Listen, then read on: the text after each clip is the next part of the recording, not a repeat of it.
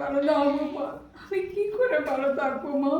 না থাকার কি আছে, আমরা ভালো থাকবো তো, তুই অত চাপ নিবি না। আমি চলে যাচ্ছি, তোমার দুঃখ হচ্ছে না মা?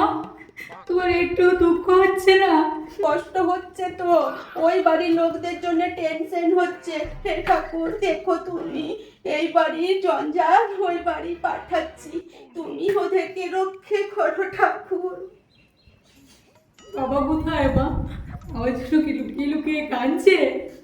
ও বাবা, বাবা মন্দিরে গেছে পুজো দিতে, মানত ছিল না তুই যেদিন বিদায় হবি সেই দিন পুজো দিতে যাবে। এই জন্য তোমাদের এরকম দশা, জানো তো? এই জন্য তোমাদের এরকম দশা। থাক থাক আর কেঁদো না। দেখুন না, কিছু বলো না এদিকে। না না, তুমি ওকে সাপোর্ট করো না।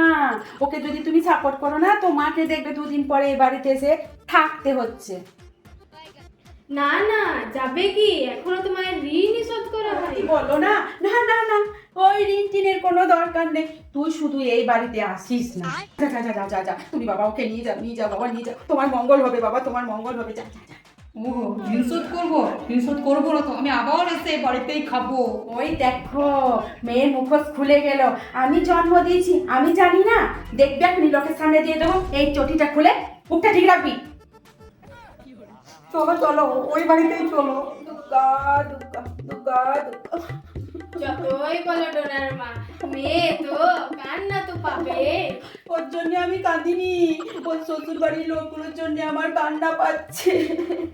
মানুষগুলো বড্ড ভালো, এই মেয়ে যে কি করবে ঠাকুর, তুমি দেখো ওদেরকে তুমি রক্ষে করো ঠাকুর।